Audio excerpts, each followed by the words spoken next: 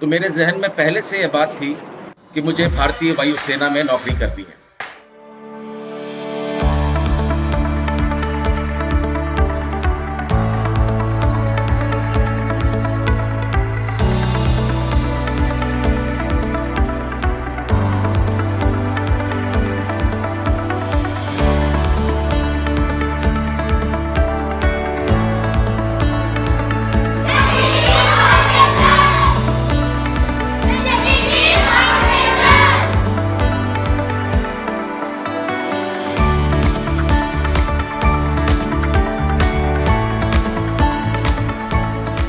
नमस्कार, good morning everyone.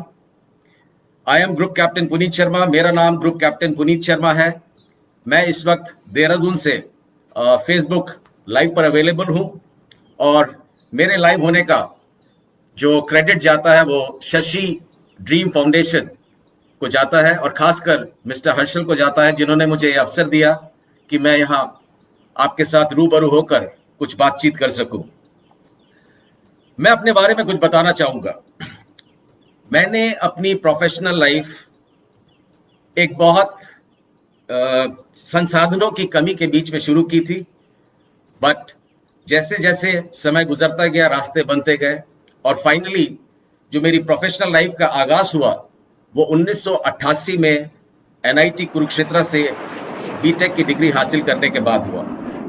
और जैसे ही मैंने बीटेक की डिग्री कंप्लीट करी तो मेरे जहन में पहले से यह बात थी कि मुझे भारतीय वायुसेना में नौकरी करनी है और इसीलिए मैं 3rd ईयर से ही प्रयासरत था कि किस तरह से मैं अपने आप को वायुसेना में एक अधिकारी के रूप में देख सकूं।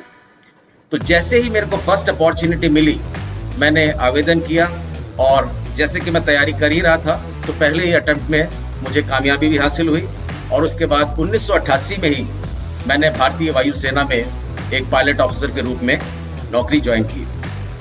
29 साल 3 महीने नौकरी करने के पश्चात 2017 में मैंने भारतीय वायुसेना से प्रीमेच्योर सेपरेशन लिया और अब मैं अपने गृह जनपद देहरादून में सेटल हूं और यहीं पर एक बच्चों के लिए एक छोटा इंस्टीट्यूट चलाता हूं जिसमें मैं बच्चों को SSB की ट्रेनिंग देता हूं। जो बच्चे NDA रिटन एग्जामिनेशन या CDS रिटन एग्जामिनेशन क्वालिफाई करके आते हैं उनको SSB इंटरव्यू के लिए तैयार करता हूं।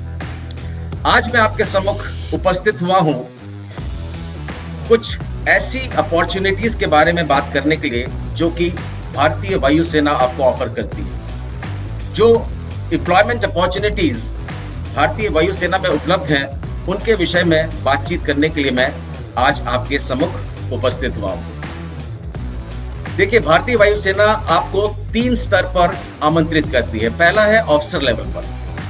जो व्यक्ति ऑफिसर लेवल पर ज्वाइन करना चाहते हैं उनके लिए 4 माध्यम है।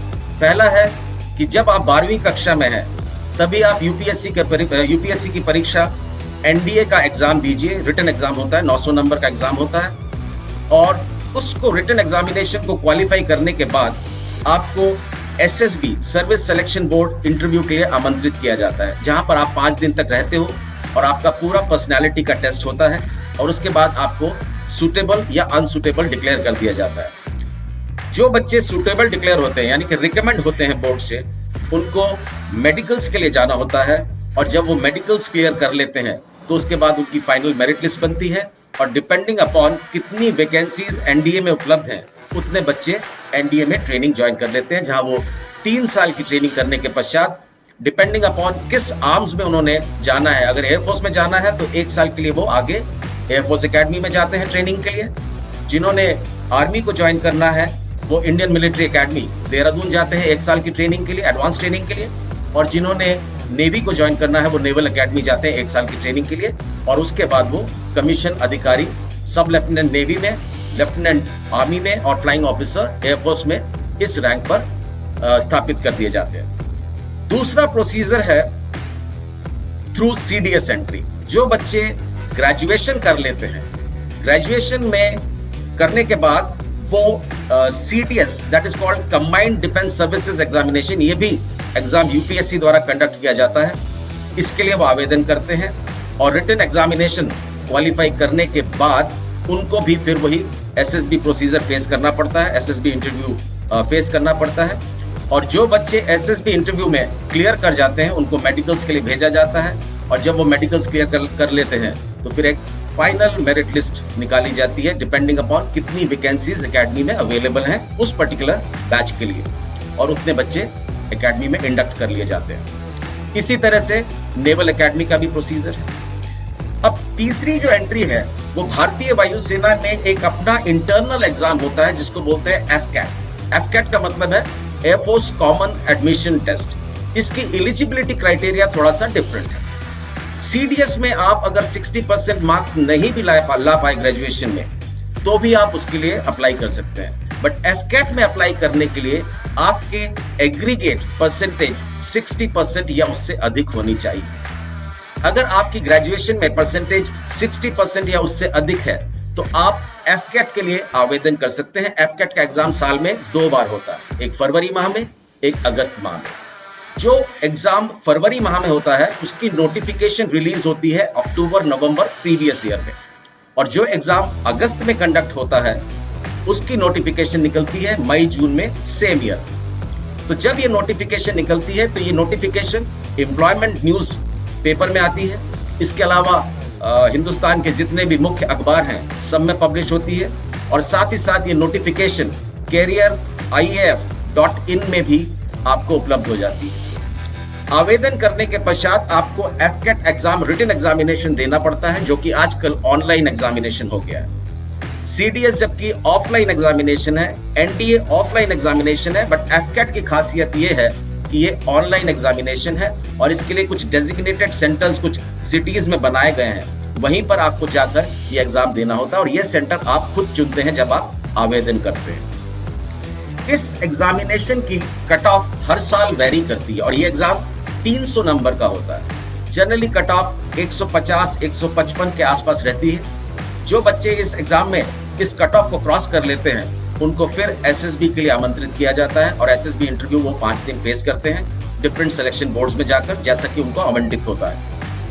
और उसके बाद जो बच्चे वहां से क्लियर कर जाते हैं, रिकमेंड हो जाते हैं, पास हो जाते हैं, उनको फिर मेडिकल्स के लिए भेजा जाता है, और उसके बाद वो फिर मेरिट लिस्ट निकलती है डिपेंडिंग अपॉन कितनी वैकेंसीज एकेडमी में अवेलेबल। एफकैट के थ्रू जो कमीशन मिलता है, जो नौकरी मिलती है, या जो अपॉर्चुनिटी आपको जॉब अपॉर्चुनिटी मिलती है, वो 2 कैटेगरीज में मिलती है, short service commission as well as permanent commission. कुछ सीटें परमानेंट कमीशन की होती हैं, कुछ सीटें शॉर्ट सर्विस कमीशन की होती हैं, और जो बच्चे मेरिट में हाई रहते हैं उनको परमानेंट कमीशन ऑफर किया जाता है, और बाकी बच्चों को शॉर्ट सर्विस कमीशन ऑफर किया जाता है। परमानेंट कमीशन और शॉर्ट सर्विस कमीशन में थोड़ा डिफरेंस है। परमानेंट कमीशन में जो टर्म ऑफ एंगेजमेंट है, यानी कि जितने साल आप फौज में नौकरी करने वाले हो, वो मिनिमम 20 इयर्स की एंगेजमेंट है। 20 इयर्स के पहले आप फौज को नहीं छोड़ सकते। वेयरएज शॉर्ट सर्विस कमीशन में आपका पहला एंगेजमेंट जो है, फर्स्ट टर्म ऑफ एंगेजमेंट 10 साल के लिए है, और extendable to 14 years. It means 14 years के बाद आप फौज से डिसएंगेज कर दिए जाएंगे, but before you are allowed to leave Air Force takes adequate care कि आपको रीसेटलमेंट, सेकंड करियर जो आप परसू करने वाले हैं पोस्ट रिटायरमेंट, उसके लिए एयर फोर्स आपको मदद करती है, आपको वोकेशनल कोर्सेज के लिए भेजती है, तैयार करती है, और उसके बाद आपको रिलीज देती है। तो ये दोनों डिफरेंस है। जबकि जो बच्चे एनडीए के थ्रू एयरफोर्स में आते हैं या फिर सीडीएस के थ्रू एयरफोर्स में आते हैं, वो परमानेंट कमीशन ऑफिसर्स होते हैं। उनकी जो टर्म ऑफ एंगेजमेंट है वो 20 इयर्स प्लस होती है, यानी कि 20 साल से पहले वो फौज को नहीं छोड़ सकते। एक तरह का उन्होंने ये कमिटमेंट दिया है फौज को। और सीडीएस और एनडीए के थ्रू जो बच्चे आते हैं, generally they are for the flying branch, unless otherwise जब तक कि वो फ्लाइंग ब्रांच में अच्छा ना परफॉर्म करें, उनको दूसरी ब्रांचेस ऑफर नहीं की जाती हैं। प्राइमरीली इंडक्शन जो एनडीए और सीडीएस के थ्रू होता है वो फ्लाइंग ब्रांच के लिए होता है, जबकि एफकैट के थ्रू जो इंडक्शन होता है वो ग्राउंड ड्यूटीज ब्रांचेस के लिए भी होता है, टेक्निकल ब्रांचेस के लिए भी होता है, और फ्लाइंग ब्रांच के लिए भी होता है। अब आता है दूसरा लेवल।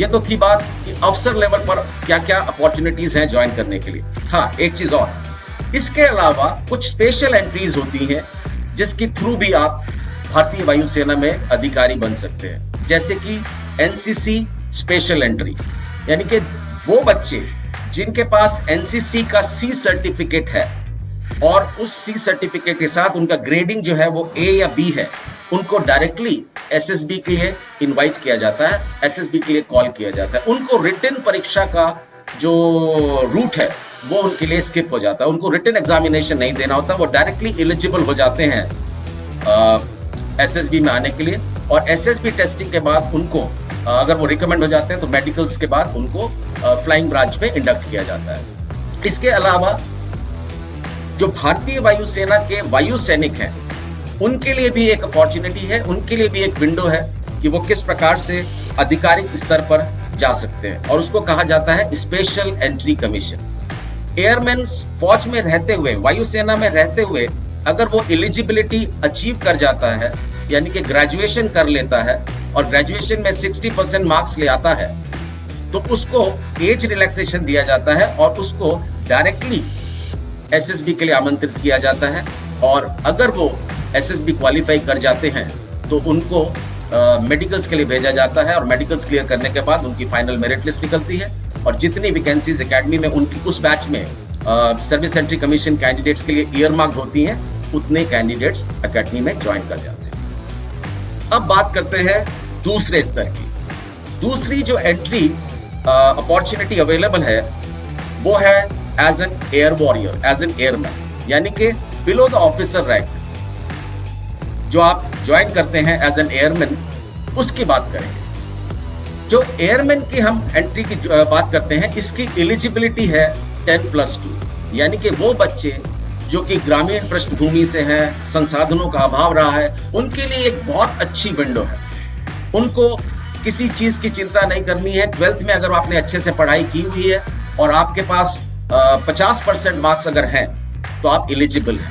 तो eligibility criteria to join as an airman, अगर आपको एयरमैन की तरह भारतीय वायुसेना में ज्वाइन करना है तो उसकी योग्यता, शैक्षिक योग्यता क्या है, शारीरिक योग्यता क्या है, उसके बारे में थोड़ी मैं आपसे चर्चा करना चाहूंगा। जिन बच्चों ने 10+2 में साइंस स्ट्रीम से किया है, यानी कि जिन्होंने मैथ्स और फिजिक्स के साथ 10+2 किया है और उनकी ओवरऑल एग्रीगेट परसेंटेज 50% या उससे अधिक है, और इंग्लिश में उनके मार्क्स 50% से ज्यादा हैं, तो दे आर एलिजिबल, वो एलिजिबल हैं अप्लाई करने के लिए एक्स ग्रुप में। बिकॉज भारतीय वायुसेना में 2 ग्रुप्स में इंडक्शन होती है, X group and Y group. X group में जो इंडक्शन होती है वो टेक्निकल ट्रेड्समैन की होती है, जिनको की तकनीकी काम करना है, टेक्निकल काम करना है। और वाई ग्रुप में जो इंडक्शन होती है वो नॉन टेक्निकल ट्रेड्स के लिए होती है, जिन्हें नॉन टेक्निकल काम करना है। उसके बारे में भी आगे चर्चा करेंगे। तो जिन बच्चों के पास 10+2 में फिजिक्स, मैथ्स और इंग्लिश सब्जेक्ट है और ओवरऑल एग्रीगेट परसेंटेज उनकी 50% या उससे अधिक है, और इंडिपेंडेंटली इंग्लिश में उनके 50% मार्क्स से ज्यादा है, तो वो एक्स ग्रुप के लिए अप्लाई कर सकते हैं।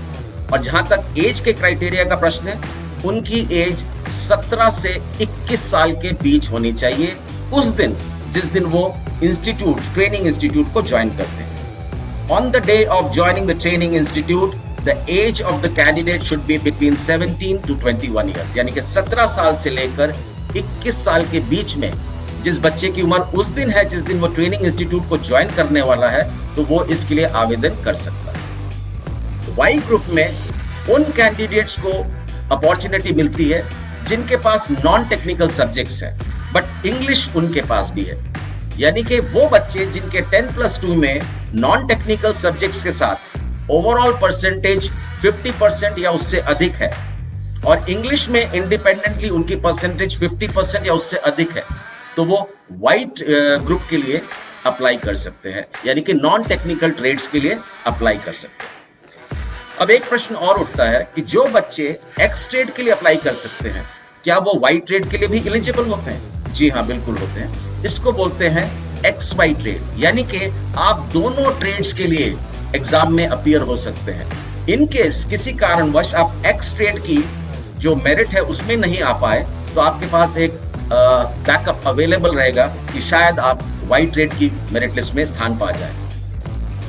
17 साल से 21 साल की उम्र के बच्चे जिन्होंने 10+2 ओवरऑल एग्रीगेट परसेंटेज 50% या उससे अधिक से पास किया है और इंडिपेंडेंटली अंग्रेजी में उनके मार्क्स 50% या उससे अधिक हैं, तो वो भारतीय वायुसेना में एयरमैन के लिए आवेदन कर सकते हैं। और इस आवेदन की जो नोटिफिकेशन है, इस एयरमैन सिलेक्शन की जो नोटिफिकेशन है, ये दिसंबर जनवरी के महीने में और जून के महीने में हर साल एम्प्लॉयमेंट एक्सचेंज न्यूज़पेपर में दी जाती है और भारत के प्रमुख समाचार पत्रों में दी जाती है। इसके अलावा एक आधिकारिक वेबसाइट है भारतीय वायुसेना की, उसका है जो आईडी है www.airmanselection AIRMEN selection SELECTION.cdac.in C Charlie Delta Alpha and Charlie CDAC.in। इस वेबसाइट पर सारी जानकारी आपको उपलब्ध रहती है और नोटिफिकेशन इस वेबसाइट पर भी उपलब्ध रहता है। इस नोटिफिकेशन में age requirements, educational qualifications requirement and physical standards requirement और इसके अलावा एग्जाम की डेट, एग्जाम का पैटर्न, ये सारी जानकारियां दी जाती है। तो मेरा आपसे, जो बच्चे इच्छुक हैं भारतीय वायुसेना में करियर परस्यू करने में, बिकॉज भारतीय वायुसेना का करियर मैं खुद एक्सपीरियंस कर पाया हूं कि इतना सेटिस्फाइंग, इतना फुलफिलिंग, इतना चैलेंजिंग, इतना एडवेंचरस रहा है कि कहीं भी जीवन में कोई डल मोमेंट मैंने आज तक 29 साल 3 महीने में नहीं देखा। जिस तरह की सोशल लाइफ, जिस तरह की प्रोफेशनल लाइफ, जिस तरह की आपकी day to day life, sports activities, adventure activities, the gatherings, इस तरह का जो माहौल है जिसमें एक बॉन्डहॉर्मी है, एक ब्रदरहुड है, एक रेजिमेंटेशन है, ये भारतीय वायुसेना या बाकी सेनाएं ही आपको ऑफर कर सकती हैं। इस तरह की जिंदगी, इस तरह की एक प्रोफेशनल लाइफ मैं नहीं समझता कि कहीं सिविल में शायद उपलब्ध हो सकता हो, पर मेरी जानकारी में नहीं है। तो जो हम बात कर रहे थे कि जब ये नोटिफिकेशन निकलती है तो आप इस नोटिफिकेशन की जो लाइन बाय लाइन पढ़ेंगे, बिकॉज बहुत सी जानकारी इसमें दी जाती है और इस नोटिफिकेशन के आधार पर ही पूरी चयन क्रिया होती है। अब उस चयन क्रिया में हर वो स्टेप फॉलो किया जाएगा जो कि नोटिफिकेशन में दिया जाता है। कहीं पर भी कोई वायलेशन, कोई रिलैक्सेशन उपलब्ध नहीं है। तो इसीलिए मैं आपसे निवेदन करूंगा कि जब भी ये नोटिफिकेशन निकले, आप इसको शब्दशः पढ़ें और इसका पालन करें। अब जब आप फॉर्म भरते हैं, नोटिफिकेशन निकलने के बाद जब आप फॉर्म भरते हैं, तो यहाँ पर एक चीज इंपॉर्टेंट है कि ये फॉर्म आपको ऑनलाइन भरना होता है। यह फॉर्म को ऑफलाइन भरने की सुविधा उपलब्ध नहीं है। देश के अंदर ऑनलाइन फॉर्म भरने के लिए आपके पास एक ईमेल आईडी आपका अपना होना बहुत जरूरी है और साथ में आपका एक मोबाइल नंबर होना बहुत जरूरी है। तो जब आप ये फॉर्म भरते हैं तो उसमें आप अपना ईमेल आईडी रजिस्टर कराते हैं फॉर्म में, उसके बाद अपना मोबाइल नंबर रजिस्टर कराते हैं, क्योंकि यही मोबाइल नंबर पर और इसी ईमेल आईडी पर आपको सारी सूचनाएं प्राप्त होंगी। तो आप अपना एक ईमेल आईडी आइडेंटिफाई कीजिए जिसको कि आप अपना रजिस्टर्ड ईमेल आईडी बनाना चाहते हैं, और एक मोबाइल नंबर आइडेंटिफाई कीजिए जिसको कि आप अपना एक रजिस्टर्ड मोबाइल नंबर बनाना चाहते हैं। और इसको जब आप फॉर्म फिल करेंगे ऑनलाइन तो इसको आपको उसमें अपलोड करना पड़ेगा। इसके अलावा फॉर्म में कई डॉक्यूमेंट्स भी आपको अपलोड करने पड़ते हैं स्कैन करके। तो मेरा सजेशन ये रहेगा कि अपने आसपास के किसी भी साइबर कैफे में जाकर आप उसकी मदद लेकर इस फॉर्म को भर सकते हैं। जो डॉक्यूमेंट्स एसेंशियली चाहिए फॉर्म भरने के लिए, उनमें 10th पास सर्टिफिकेट है, वो बहुत इंपॉर्टेंट डॉक्यूमेंट है, बिकॉज वही डॉक्यूमेंट जो है आपका valid proof of date of birth माना जाता है।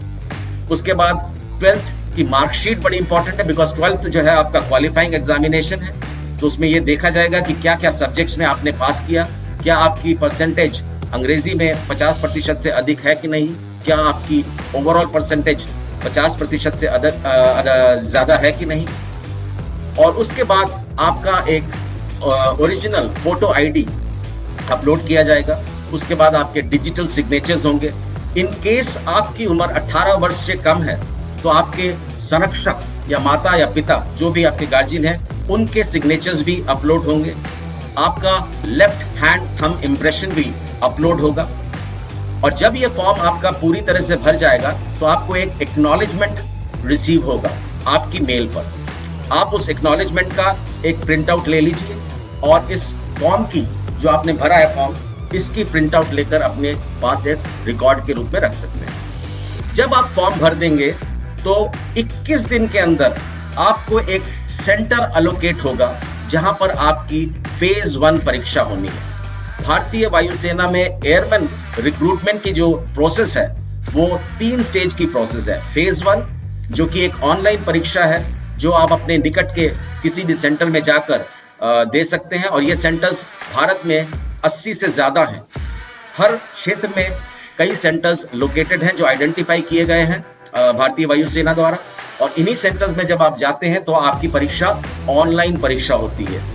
भारतीय वायुसेना में कोई ऑफलाइन परीक्षा फेज 1 में नहीं होती। तो आपको थोड़ा सा इसमें अपने आप को कन्वर्जेंट करना पड़ेगा, अपने आप को कंफर्टेबल करना पड़ेगा कि किस प्रकार से आप ऑनलाइन परीक्षा दे सकते हैं। तो जो भी सेंटर आपके घर के पास है, जिसको कि आपने ऑप्ट किया था जब आपने एप्लीकेशन फॉर्म भरा था, उस डेजिग्नेटेड सेंटर में आपको जाकर परीक्षा देनी होगी। और परीक्षा देने से पहले, जैसा कि मैंने बताया, 21 दिन के अंदर आपको यह सूचना आ जाएगी, आपको एडमिट कार्ड रिसीव हो जाएगा आपकी ईमेल आईडी पे कि ये सेंटर आपका है, इतनी तारीख को इतने समय पर आपको एग्जाम देने जाना है। तो उस दिन वो आप एडमिट कार्ड लेकर, अपनी ओरिजिनल फोटो आईडी लेकर आप उस सेंटर पर पहुंचेंगे और वहां पर एग्जाम देंगे। एग्जाम का स्वरूप अलग अलग होता है। एक्स ट्रेड के लिए डिफरेंट एग्जाम है, वाई ट्रेड के लिए डिफरेंट एग्जाम। एग्जाम का स्वरूप क्या है कि आपको 1 सिटिंग में ये एग्जाम देना है, और ग्रुप एक्स के लिए आपको फिजिक्स, मैथ्स और इंग्लिश का एग्जाम देना है। सिर्फ 3 एग्जाम देने हैं, और तीनों एग्जाम्स एक साथ ही कंडक्टेड होते हैं, एक साथ ही पेपर दिया जाता है, जिसमें कि फिजिक्स 25 मार्क्स की होती है, इंग्लिश 20 मार्क्स की होती है, और मैथमेटिक्स 25 मार्क्स की होती है। यानी कि ये टोटल एग्जाम जो है आपका 70 नंबर का होता है, और इसकी ड्यूरेशन 60 मिनट होती है। यानी कि 1 घंटे के अंदर आपको 70 क्वेश्चंस अटेम्प्ट करने हैं, और सारे क्वेश्चंस मल्टीपल चॉइस है। यानी कि आपको 4 ऑप्शंस या 3 ऑप्शंस दिए हुए हैं, उसमें से आपको एक ऑप्शन चुनना है। और जो लेवल ऑफ द क्वेश्चंस है वो आपके 12th स्टैंडर्ड का ही होता है। जो 12वीं कक्षा में आपने पढ़ाई लिखाई की है, उसी स्टैंडर्ड का पेपर आपको आएगा। जिस बच्चे ने एनसीईआरटी की किताबें या सीबीएसई की किताबें 10th 12th में अच्छे से पढ़ी हैं, उसके लिए इस एग्जाम को पास करना कोई बहुत बड़ी बात नहीं है। और 60 मिनट के अंदर आप जो है ये 70 क्वेश्चंस अटेम्प्ट करते हैं। ईच करेक्ट आंसर के लिए आपको 1 मार्क्स दिया जाता है। 1 mark is awarded for each correct answer, and 0.25 marks is deducted for each wrong answer. अगर आप किसी प्रश्न का उत्तर गलत देते हैं तो 1/4 मार्क्स यानी कि 0.25 मार्क्स जो है वो काट लिया जाता है, नेगेटिव मार्किंग होती है। और जो प्रश्न आप अटेम्प्ट नहीं करते हैं, ना उसके लिए कोई क्रेडिट दिया जाता है, ना ही कोई पेनलाइज किया जाता है। इट मींस उसके लिए आपको 0 मार्क्स मिलते हैं। तो आप जब इस प्रश्न पत्र को हल करें तो इस बात का ध्यान रखें कि यहाँ पर एक नेगेटिव मार्किंग भी है। तो जब आप किसी प्रश्न का उत्तर पूर्णतया आप सेटिस्फाइड ना हो, तब तक थोड़ा सा आप हाथ रोक कर ही उत्तर दीजिएगा, बिकॉज नेगेटिव मार्किंग आपके चांसेस को एडवर्सली अफेक्ट कर सकती है। ग्रुप वाई का जहां तक प्रश्न है, उनके सिर्फ 2 पेपर्स होते हैं। एक पेपर होता है इंग्लिश का जो कि 20 नंबर का होता है, और एक पेपर होता है उनका रीजनिंग एंड जनरल अवेयरनेस का जो 30 नंबर का होता है। तो टोटल 50 नंबर का उनका पेपर एक सिटिंग में वो देते हैं, और duration of the exam is 45 minutes. 45 minute, पौने घंटे के अंदर उनको 50 क्वेश्चंस अटेम्प्ट करने हैं, और सारे क्वेश्चंस ऑब्जेक्टिव टाइप्स हैं, मल्टीपल चॉइस टाइप हैं, और प्रति करेक्ट आंसर के लिए 1 नंबर उनको मिलता है, प्रति गलत आंसर के लिए 0.25 मार्क्स उनके काट लिए जाते हैं, और जिस प्रश्न का उत्तर नहीं दिया है उसके लिए 0 मार्क्स मिलते हैं।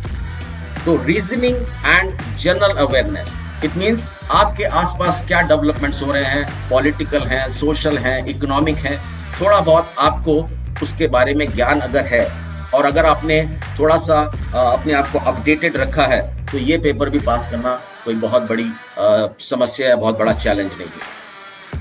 जो बच्चों ने दोनों ग्रुप्स के लिए ऑप्ट किया है, एक्स एंड वाई, उनके लिए जो है वो 4 पेपर होंगे, फिजिक्स, इंग्लिश, मैथ्स, जो कि एक्स स्ट्रेट के लिए होता था, और साथ में रीजनिंग एंड जनरल अवेयरनेस का पेपर भी उनको देना होगा। तो ये जो पेपर्स हैं, जो एक्स एंड वाई ट्रेड के बच्चे हैं, उनके लिए फिजिक्स 25 मार्क्स की, जैसा कि एक्स ट्रेड के साथ था, इंग्लिश 20 मार्क्स की, मैथमेटिक्स 25 मार्क्स की, और reasoning and general awareness 30 marks की।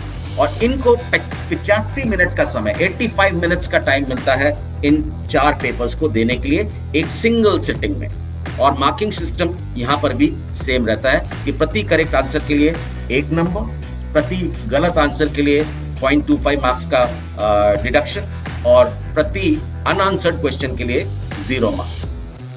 तो जो आपकी परफॉर्मेंस ऑनलाइन एग्जाम में रहती है, उसके बाद भारतीय वायुसेना एक कट ऑफ डिसाइड करती है, डिपेंडिंग अपॉन कि कितनी कैपेसिटी हमें चाहिए, कितने बच्चे हमें चाहिए फॉर फेज 2 सिलेक्शन।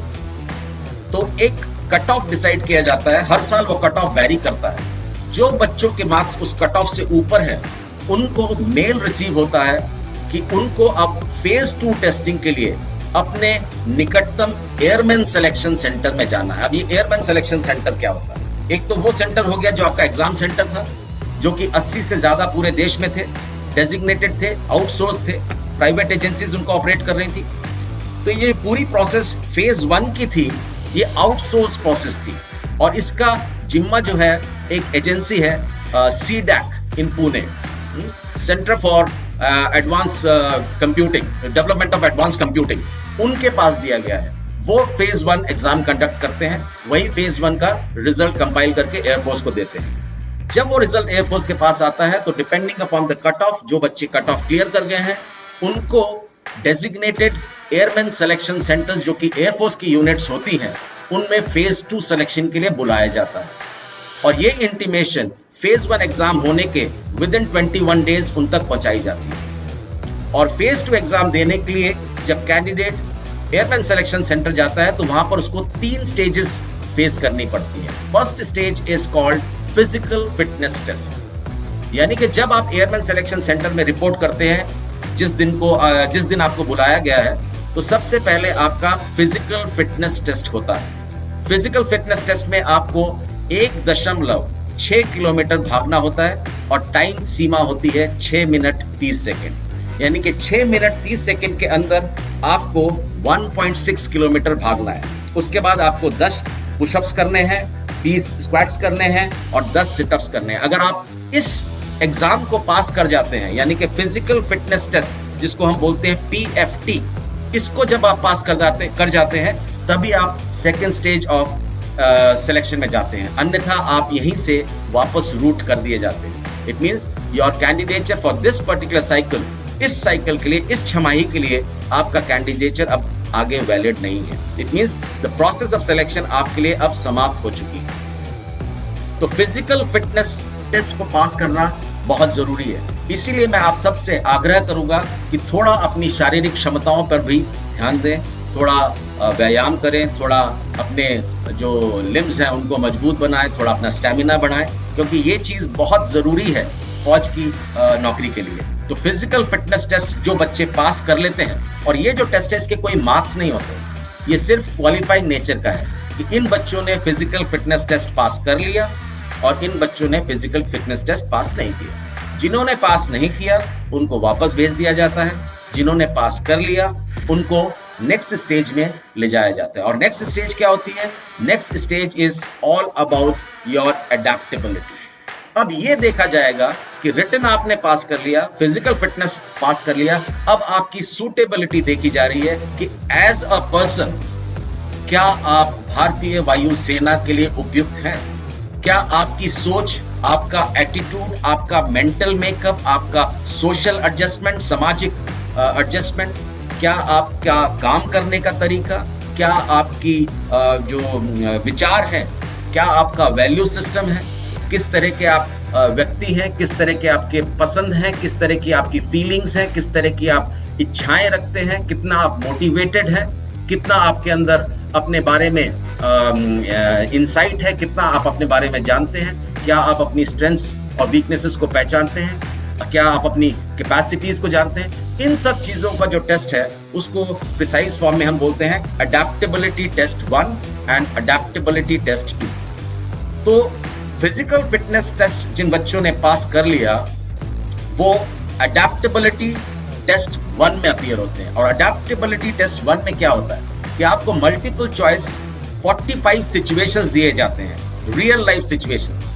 जैसे कि सिचुएशंस आप अपनी रोजमर्रा की जिंदगी में फेस करते हैं, उसी प्रकार के सिचुएशंस आपको दिए जाते हैं और आपको उन 4 ऑप्शंस में से एक ऑप्शन सेलेक्ट करना होता है कि अगर मैं इस सिचुएशन में रहा तो मेरी रिएक्शन ये होगी। इस रिएक्शन के मार्फत और इस रिएक्शन के थ्रू मैं ये बता रहा हूं कि मेरा काम करने का तरीका क्या है, मेरा डिफरेंट लाइफ सिचुएशंस को हैंडल करने का तरीका क्या है, क्या मेरी अप्रोच लॉजिकल है, रैशनल है, क्या मेरा रिस्पॉन्स एंड रिएक्शन रेलेवेंट है टू द कॉन्टेक्स्ट, क्या मैंने उस परिस्थिति को अच्छे से भांप लिया है, जो उस परिस्थिति में एसेंशियल्स हैं उन सबको मैंने समझ लिया है।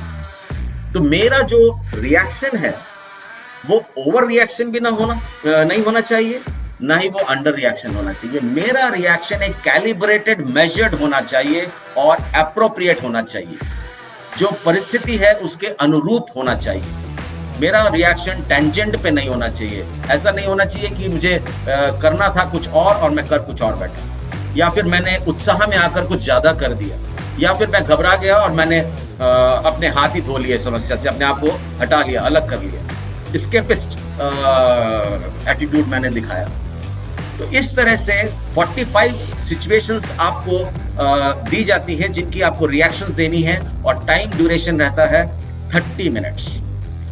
तो आपको ज्यादा समय नहीं दिया जाता सोचने का और मैनिपुलेट करने का। तो जो फर्स्ट थॉट आपके दिमाग में आएगा आपको वही रिएक्शन देनी है। इस रिएक्शन पैटर्न को स्टडी करके एक तरह से आपकी अडेप्टेबिलिटी का आइडिया लगाया जाता है कि आपका डिफरेंट सिचुएशंस को हैंडल करने के बारे में नजरिया क्या है, और वो नजरिया एक्चुअली आपकी एक साइक का भाग है, आपकी एक मानसिकता का परिचायक है।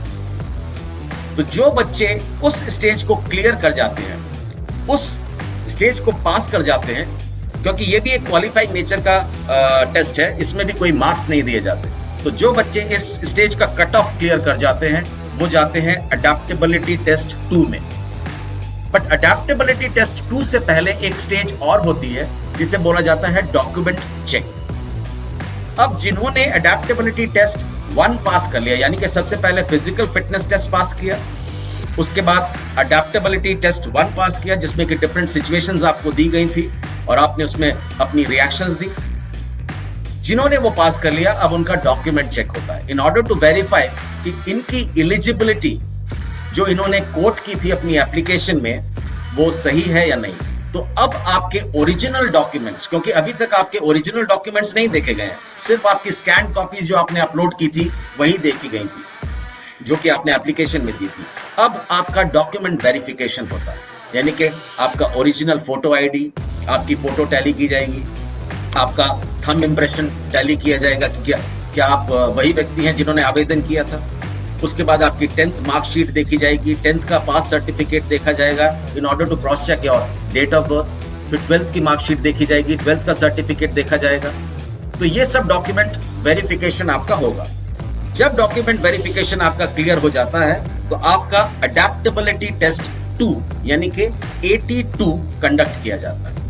इस 82 में प्राइमरीली आपके इंटरपर्सनल स्किल्स देखे जाते हैं। अभी तक आपके इंडिविजुअल स्किल्स देखे गए थे, अब ये देखा जाता है कि जब आप एक ग्रुप का भाग हैं, जब आप एक टीम में काम कर रहे हैं तो क्या इफेक्टिव आप हैं, या आप इस टीम में सिर्फ महज एक पैसेंजर हैं, एक बैगेज हैं, या एक म्यूट ऑनलुकर हैं।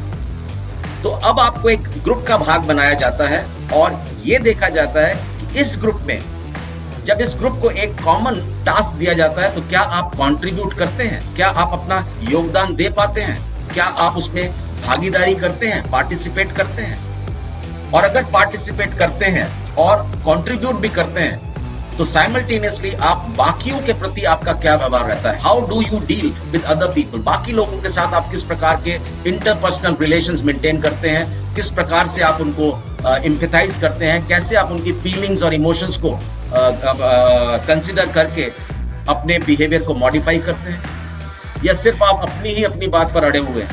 किस प्रकार का आपका एटीट्यूड है जब आप एक टीम के भाग हो, इसको चेक करने के लिए अडेप्टेबिलिटी टेस्ट 2 किया जाता है, जिसमें पूरी टीम को, पूरे ग्रुप को 12-12 बच्चों के ग्रुप्स में डिवाइड कर दिया जाता है और उनको एक सेमी सर्कल में बिठा दिया जाता है और एक कोई भी टॉपिक, वो जो कि बहुत generic in nature but little controversial होता है, ऐसा एक टॉपिक दे दिया जाता है जिसके बारे में सभी को आइडिया होता है। यानी कि अगर आप किसी रिमोट विलेज से भी आ रहे हैं, महाराष्ट्र के या हिमाचल प्रदेश के या उत्तर प्रदेश के, तब भी आप अगर न्यूज़पेपर पढ़ते हैं या अगर न्यूज़ सुनते हैं तो आपको आइडिया होगा कि ये टॉपिक एक है। जैसे कि आज मैं बोलता हूँ स्वच्छ भारत अभियान।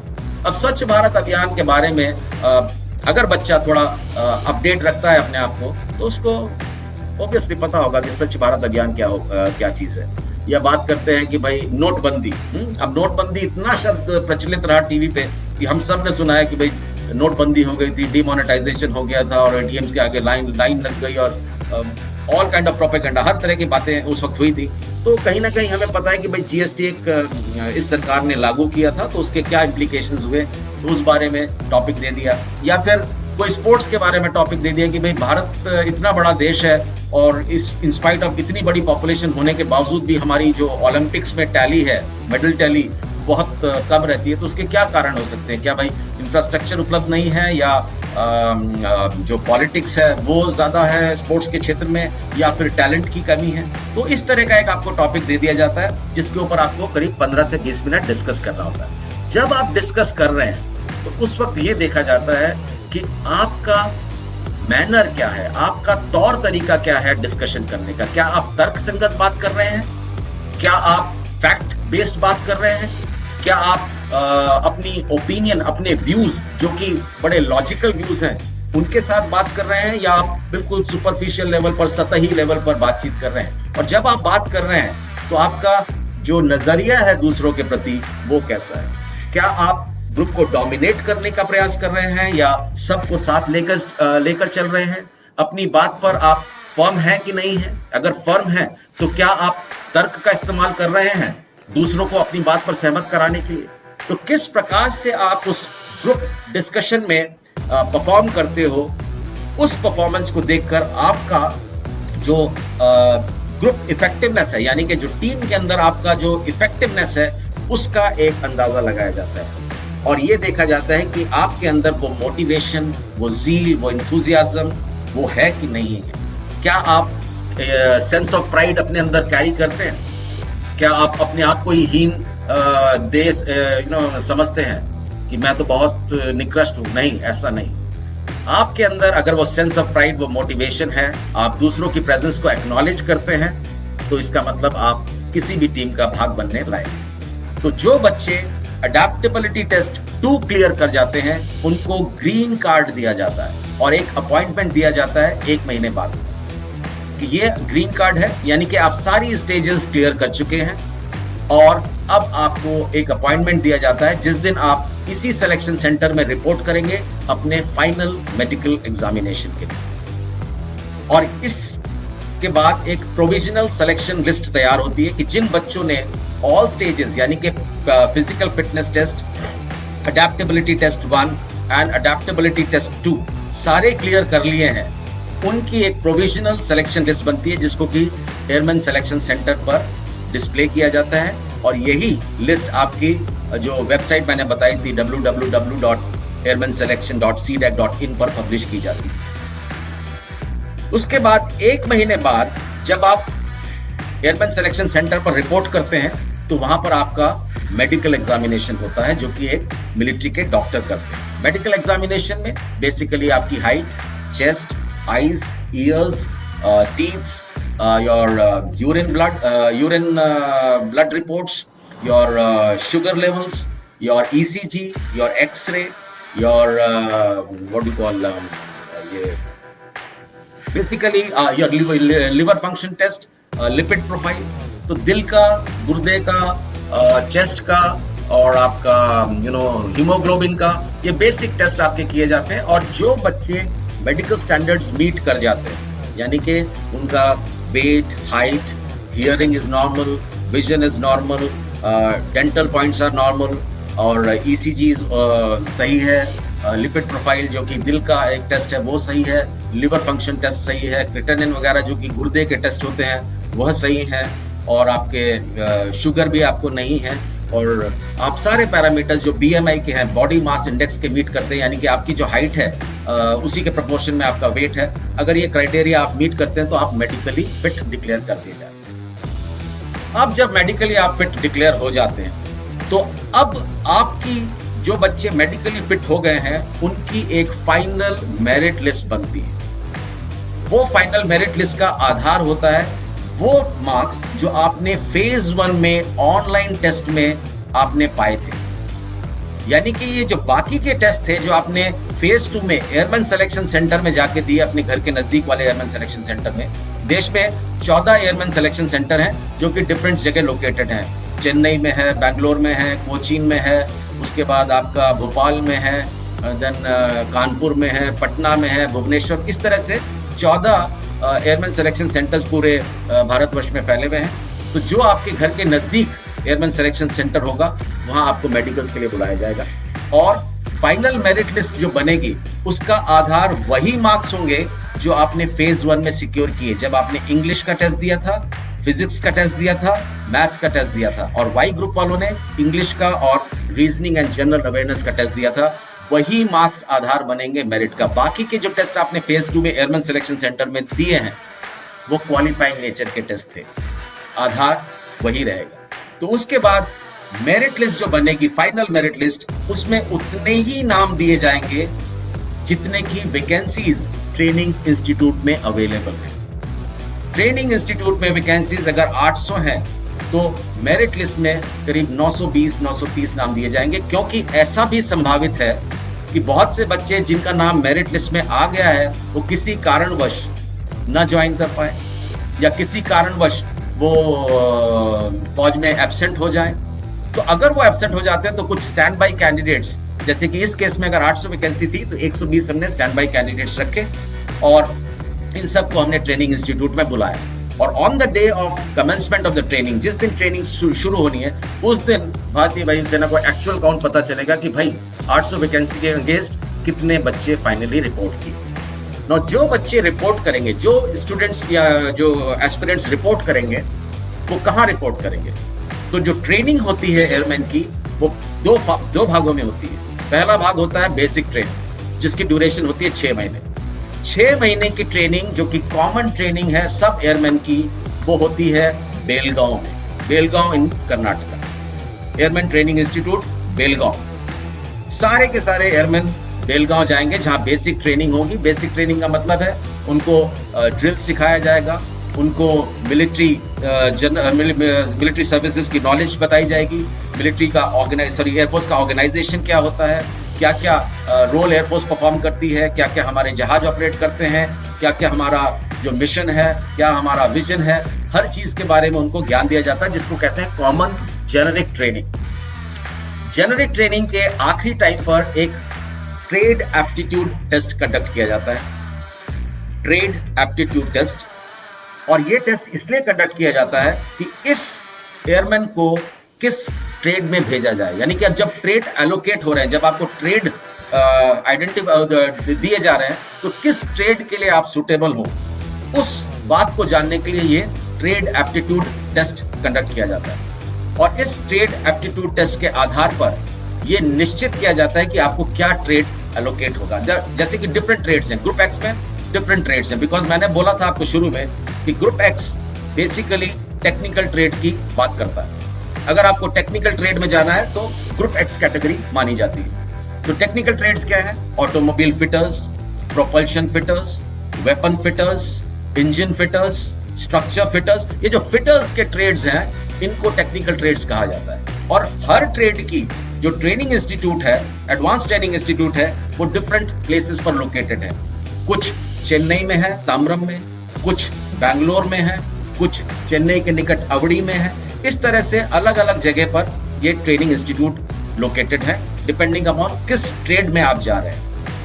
तो 6 महीने की बेसिक ट्रेनिंग जब आप बेलगांव में कंप्लीट कर लेते हैं और आपको ट्रेड एलोकेट हो जाता है, तो उसके बाद फिर अगली 6 महीने की ट्रेनिंग आप एडवांस ट्रेनिंग करते हो, डिपेंडिंग अपॉन आप कौन से ट्रेड में जा रहे हो। जैसे बैंगलोर में कम्युनिकेशन फिटर्स की ट्रेनिंग होती है, इलेक्ट्रिकल फिटर्स की ट्रेनिंग होती है, मैकेनिकल फिटर्स की ट्रेनिंग होती है, जो मेडिकल असिस्टेंट्स हैं उनकी ट्रेनिंग होती है, जो वेपन फिटर्स हैं उनकी चेन्नई में होती है। तो अलग अलग जगह पर ये ट्रेनिंग होती है और 6 महीने की जब आप वो ट्रेनिंग कर लेते हैं तो उसके बाद आप एक तरह से परमानेंट हो जाते हैं फौज में और आपको रैंक मिलता है एयरक्राफ्ट्समैन का, AC, और उसके बाद आपको किसी यूनिट में तैनात कर दिया जाता है जहां पर आप थोड़े समय अंडर गाइडेंस रहते हैं एक उस्ताद के, और उसके बाद फिर आप इंडिपेंडेंट अपना काम संभाल लेते हैं। ये तो बात हो गई इंडक्शन की। इंडक्शन के बाद अब बात आती है करियर प्रोग्रेशन कि क्या वो चीजें हैं जो भारतीय वायुसेना मुझे ऑफर करेगी, क्या वो चीजें हैं जो भारतीय वायुसेना के पास हैं जो कि सिविलियन लाइफ में उपलब्ध नहीं है। क्यों भारतीय वायुसेना एक जो इंडियन एयरफोर्स है वो एक बड़ा लुक्रेटिव और बड़ा अट्रैक्टिव करियर है। इस विषय में मैं आपसे थोड़ी सी बातचीत करना चाहूंगा। देखिए, भारतीय वायुसेना अट्रैक्टिव एंड लुक्रेटिव इसलिए है क्योंकि पहली चीज तो ये वो ऑर्गेनाइजेशन है which works on the principle of regimentation and brotherhood. यहां पर कोई कट थ्रोट कंपटीशन नहीं है, हर व्यक्ति आपके परिवार का सदस्य है, आप भाईचारे के साथ यहां रहते हो और एक डिसिप्लिन्ड लाइफ लीड करते हो। The sense of discipline is inculcated and the sense of brotherhood is inculcated in the air warriors. हम एयर वॉरियर्स आपस में एक परिवार जैसा जुड़ाव महसूस करते हैं। ये माहौल शायद सिविल में इतना संभव ना हो। तो एक ब्रदरहुड, एक रेजिमेंटेशन और एक जिसको कहते हैं सेंस ऑफ प्राइड, ये आपको फौज ऑफर करती है। सेकेंड थिंग इज, आपकी जिंदगी में फौज में कभी कोई डल मोमेंट नहीं आता। Every day there are new challenges, हर रोज नए चैलेंजेस, नए एडवेंचर्स, नए इवेंट्स टू पार्टिसिपेट इन, तो कभी भी डल मोमेंट नहीं आता। और second thing which is very important, आप एक बैलेंस्ड जिंदगी जीते हो। आप प्रोफेशनल लाइफ के साथ साथ अपनी हॉबीज, इंटरेस्ट को भी परस्यू करने का आपको समय मिलता है और इनफैक्ट प्रमोट किया जाता है। आप अपने स्पोर्ट्स एक्टिविटीज को भी कंटिन्यू रख सकते हैं। एक फिटनेस रिजीम भी साथ साथ प्रोफेशनल लाइफ के चलता रहता है। तो एक बैलेंस्ड, जिसको कहते हैं इंडिविजुअल ग्रोथ होती है। और ये फौज का मानना है कि organisational growth can not happen. पूरे ऑर्गेनाइजेशन की जो ग्रोथ है वो अकेले नहीं हो सकती जब तक इंडिविजुअली हर एक जो कार्यकर्ता है वो ग्रो ना करे। तो फौज आपको इंडिविजुअली ग्रो करने की भी बहुत अपॉर्चुनिटीज देती है, आपको अपनी हॉबीज एंड इंटरेस्ट परस्यू करने की अपॉर्चुनिटीज देती है, आपको हायर एजुकेशन गेन करने की अपॉर्चुनिटीज देती है, और यहां तक कि आपके पास वो अवसर भी उपलब्ध कराती है कि अगर आप एलिजिबिलिटी अचीव कर लेते हैं तो आप भारतीय वायुसेना में ही एक अधिकारी के रूप में भी कमीशन पा सकते हैं और एक अधिकारी भी बन सकते हैं। इसके अलावा जो बहुत पॉजिटिव एस्पेक्ट है फौज का या एयरफोर्स का, वो ये है कि हर चीज फौज के अंदर मेरिट पर डिसाइड की जाती है। कोई डिस्क्रिमिनेशन नहीं है, कोई फेवरेटिज्म नहीं है, कोई रिजर्वेशन नहीं है। Everything is decided based on the merit. जो चीज बेहतर है वो बेहतर है, चाहे वो प्रमोशंस हो, चाहे वो अपॉइंटमेंट्स हो, चाहे वो पोस्टिंग्स हो, हर चीज का आधार जो है वो मेरिट बनती है। जो अच्छा है, जो डिजर्विंग है, उसका क्रेडिट उसको मिलकर ही रहेगा, बिकॉज यहाँ पर कोई फेवरेटिज्म, कोई बायसेस नहीं है। तो ये जो चीजें हैं ये बड़ी यूनिक है फौज के बारे में। और इसके अलावा ये एक ऐसा प्रोफेशन है जो आपको अपॉर्चुनिटी देता है कि पूरा देश आप घूम सकते हैं, पूरी डिफरेंट जगह पर आप पोस्टिंग जाते हैं, डिफरेंट कल्चर्स को स्टडी करते हैं, डिफरेंट लोगों से आप मिलते हैं, डिफरेंट चीजें सीखते हैं। तो एक तरह से बड़ी सेटिस्फाइंग और बड़ी फुलफिलिंग लाइफ एयरफोर्स आपको ऑफर करती है। इसीलिए मैं आपको बोल रहा था कि air force as a career option, particularly for उन बच्चों के लिए जिनके पास संसाधनों की कमी है, और वो 12th के बाद अपने पाँव पर खड़ा होना चाहते हैं और उस ऑर्गेनाइजेशन में ग्रो भी करना चाहते हैं, तो ये बहुत बड़ी अपॉर्चुनिटी है उन बच्चों के लिए कि they can join as air warrior in Indian air force. इसके अलावा भारतीय वायुसेना का एक एडवेंचर विंग है। जो लोगों की रुचि एडवेंचर स्पोर्ट्स में है या एडवेंचर एक्टिविटीज में है, वो इन क्लब्स को ज्वाइन कर सकते हैं, वॉलंटियर कर सकते हैं इन एक्टिविटीज में पार्टिसिपेट करने के लिए, और अपने जो हॉबीज हैं, अपने जो इंटरेस्ट हैं, अपने जो इंक्लिनेशंस हैं, उनको सपोर्ट कर सकते हैं, फुलफिल कर सकते हैं। अब बात आती है रैंक स्ट्रक्चर की कि मैं जब ट्रेनिंग कंप्लीट किया तो मैं बना एसी एयरक्राफ्ट्समैन, तो मेरी जो प्रमोशंस हैं वो कैसे होंगी? तो एसी के बाद जो नेक्स्ट रैंक आती है वो आती है लीडिंग एयरक्राफ्ट्समैन, LAC। एसी यानी कि जिस दिन आप ट्रेनिंग से पास आउट हुए हैं उसके 2 साल के बाद आप प्रमोट कर दिए जाते हो लीडिंग एयरक्राफ्ट्समैन के, और लीडिंग एयरक्राफ्ट्समैन बनने के 3 साल बाद आप ऑटोमेटिकली प्रमोट हो जाते हो as corporal. Corporal is the 3rd rank. After corporal जो नेक्स्ट रैंक है वो सार्जेंट रैंक है। सार्जेंट रैंक तक जाने के लिए आपको एक एग्जाम पास करना होता है जो कि प्रमोशन एग्जाम होता है, सार्जेंट प्रमोशन एग्जाम। आप एक रिटन एग्जामिनेशन सार्जेंट प्रमोशन पास करते हैं, तो उसके बाद आप 11 साल की सर्विस के बाद आप 13 साल की सर्विस के बाद आप सार्जेंट प्रमोट हो जाते हैं। उसके बाद आप एक और एग्जाम पास करते हैं जो कि इंटरनल एग्जाम होता है भारतीय वायुसेना का, उसको बोलते हैं JWO promotion examination, junior warrant officer promotion examination. जब आप वो पास कर जाते हैं तो 18 साल की सर्विस के बाद आप ऑटोमेटिकली जूनियर वारंट ऑफिसर बन जाते हैं, जिसको कि हम नॉन कमीशन ऑफिसर रैंक कहते हैं। नॉन कमीशन ऑफिसर रैंक के बाद अब आपकी जो ACRs हैं, एनुअल कॉन्फिडेंशियल रिपोर्ट्स, दोनों फैक्टर्स पर देखी जाती हैं, जो आपकी हर साल एक रिपोर्ट भरी जाती है कि आपकी प्रोफेशनल जो परफॉर्मेंस थी वो कैसी रही इस साल, आपका बिहेवियरल परफॉर्मेंस कैसी रही इस साल। तो इन चीजों के आधार पर आपकी एक रिपोर्ट भरी जाती है, वो रिपोर्ट आधार बनती है आपके अगले प्रमोशन का। और अगर आप एलिजिबिलिटी क्राइटेरिया मीट कर रहे हैं तो 23 साल की सर्विस के बाद आपको ऑटोमेटिकली प्रमोट कर दिया जाता है। अगर आपकी ACR सही है, अबव कट ऑफ है, तो आप वारंट ऑफिसर रैंक में पहुंच जाते हैं। और 28 साल के बाद ACR के आधार पर ही आपको मास्टर वारंट ऑफिसर रैंक प्रदान किया जाता है, जो कि हाईएस्ट रैंक है बिलो द ऑफिसर कैडर। और मास्टर वारंट ऑफिसर्स रिटायरमेंट से पहले अगर आपने पूरी टर्म्स ऑफ एंगेजमेंट के एयरफोर्स के साथ निभाई है, तो सुपर एनुएशन, जिसको हम बोलते हैं रिटायरमेंट से पहले, एक मेजर चंक, एक large number of these master warrant officers who have performed well, जिन्होंने अच्छा परफॉर्म किया है सर्विस में, उनको ऑनररी रैंक्स दी जाती है। Honorary captain, honorary flying officer, honorary flight lieutenant, इस तरह की रैंक्स 2 साल पहले रिटायर होने से उनको दी जाती है। बट ये रैंक्स उन्हीं को दी जाती हैं जो कि परफॉर्मर रहे हैं। तो ये है as far as your career growth as an airman is concern.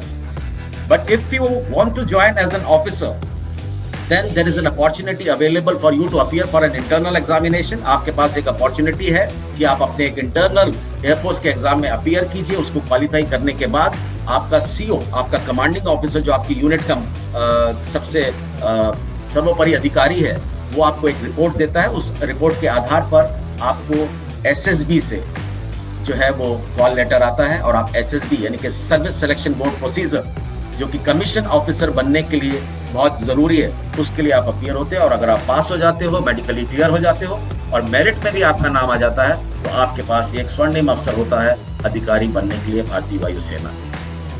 जहां तक बेनिफिट्स का प्रश्न है, भारतीय वायुसेना कई सरकारी और गैर सरकारी ऑर्गेनाइजेशन से बेहतर सुविधाएं, बेहतर तनख्वाह और बेहतर फैसिलिटीज आपको प्रोवाइड करती है, जिसके बारे में मेरा इस फोरम पर चर्चा करना शायद इतना उचित नहीं होगा। बट इतना मैं आपको कह सकता हूं कि जो बच्चे ट्रेनिंग में जाते हैं, 12वीं कक्षा करने के बाद जो ट्रेनिंग में बेलगांव जाते हैं, या उसके बाद सब्सिक्वेंटली अपनी प्रोफेशनल ट्रेनिंग करने के लिए, एडवांस ट्रेनिंग करने के लिए जो टेक्निकल ट्रेनिंग इंस्टीट्यूट्स या एडमिन ट्रेनिंग इंस्टीट्यूट्स में जाते हैं, उनको 14,600 रुपए महीने का स्टाइपेंड मिलता है। इसके अलावा उनका पूरा किटिंग, यानी कि जूता, जुराब, पैंट, शर्ट, यूनिफॉर्म, कपड़ा, everything is taken care of free of cost. Their food is also free their accommodation is free, their bijli, pani is free, they are given canteen facilities, they are provided free medical facilities.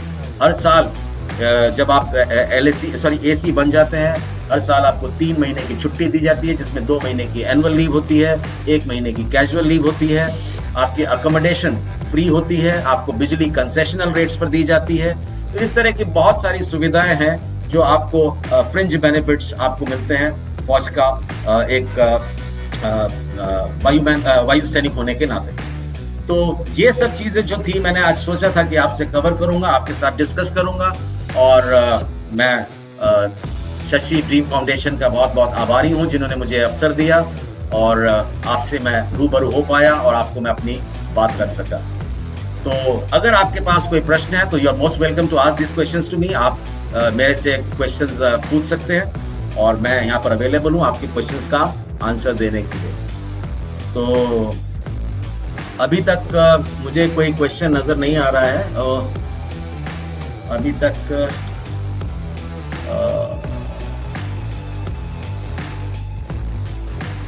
Webber Fund, such vital information for youngsters preparing for IAF.